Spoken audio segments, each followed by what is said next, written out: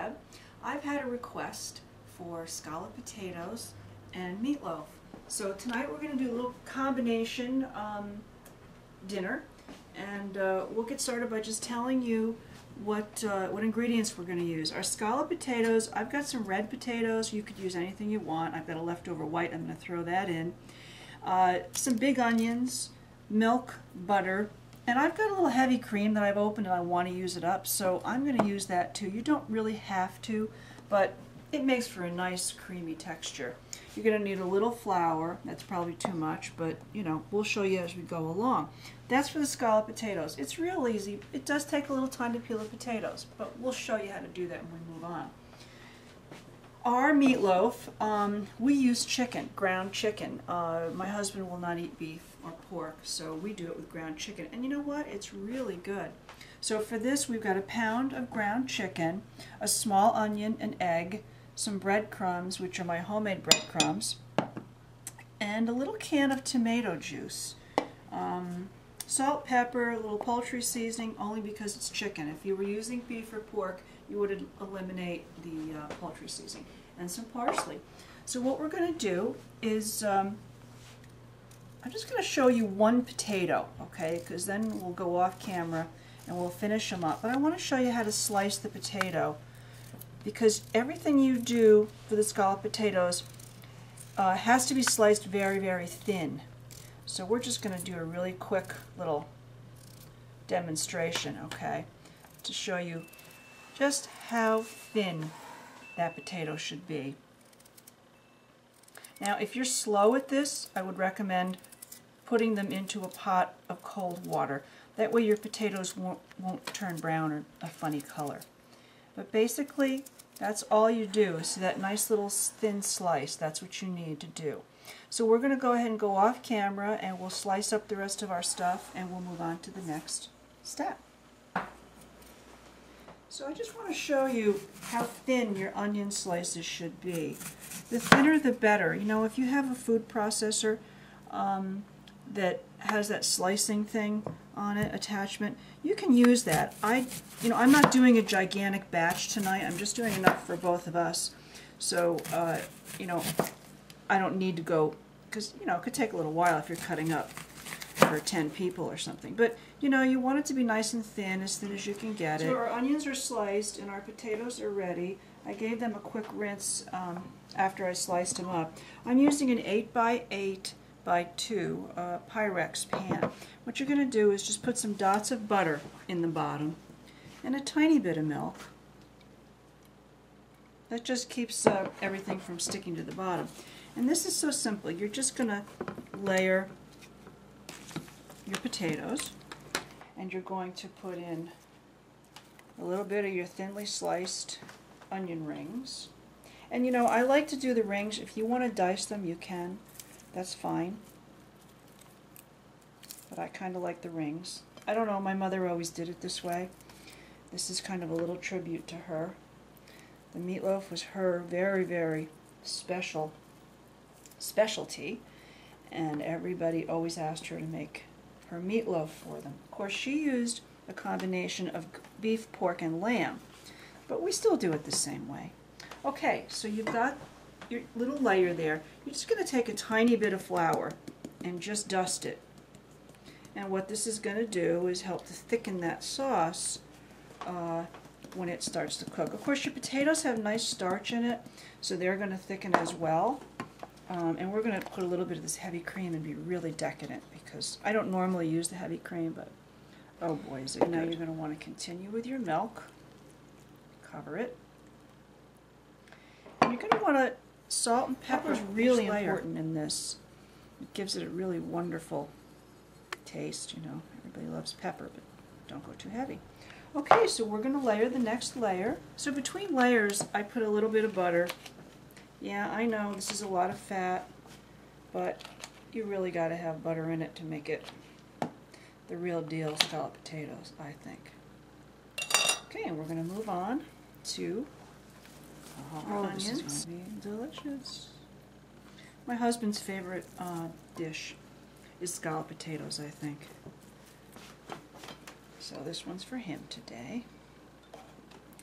a little bit of your heavy cream, a tiny bit of flour if I can figure out where I put it. Okay, and then your milk.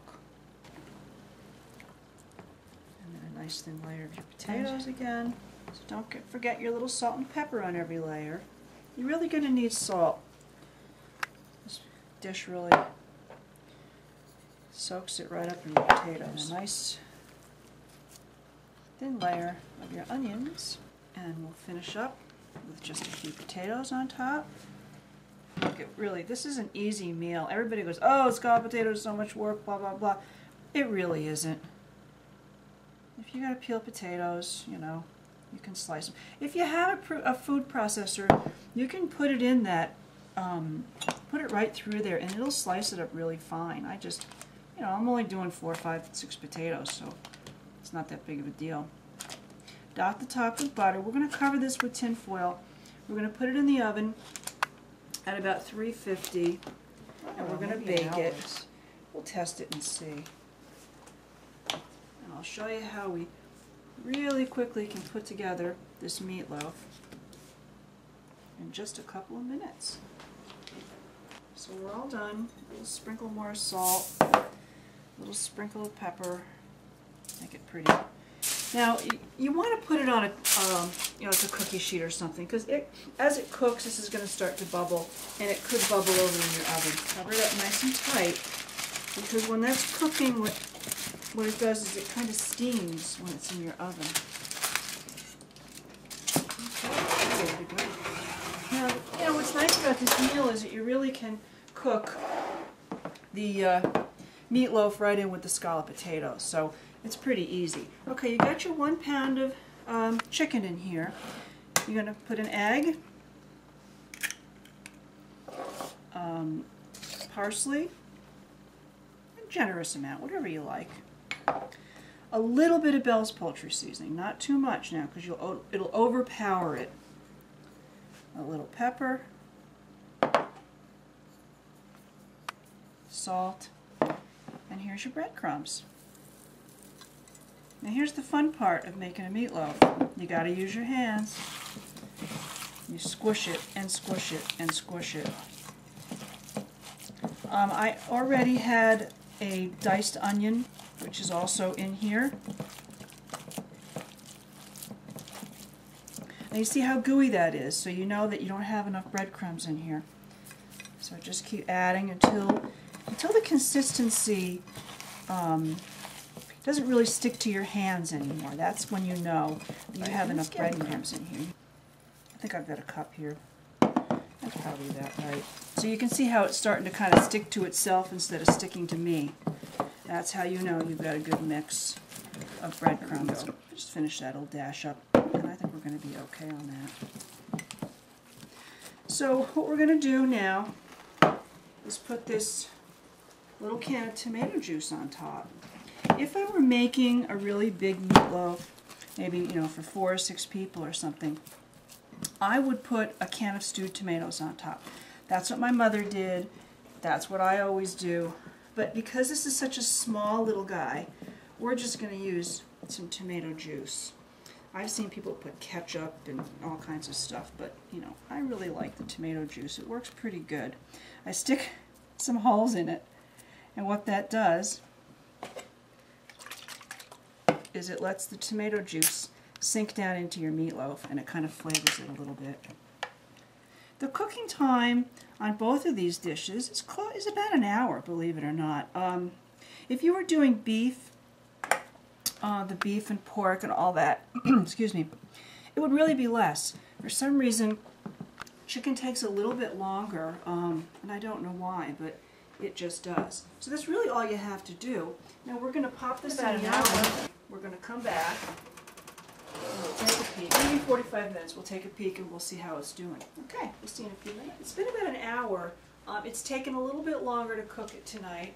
And we're going to take a look at it. At 45 minutes, I took the top off of the potatoes to get them a little bit brown. And our chicken looks good. Now remember I told you to put tin foil down. Well, there's the reason. This bubbles up and gets all over the place, but you know what? It's well worth it. They're looking good. See how everything's kind of thickened up a little bit. I think we're ready to go. I put my thermometer in the chicken, and that looks like that's pretty good. I did turn the heat up to 375. It was cooking a little bit slow, and I think I was getting impatient, so that's okay though. So for the last 15 or 20 minutes it was cooking a little bit high. Scalloped potatoes for my baby.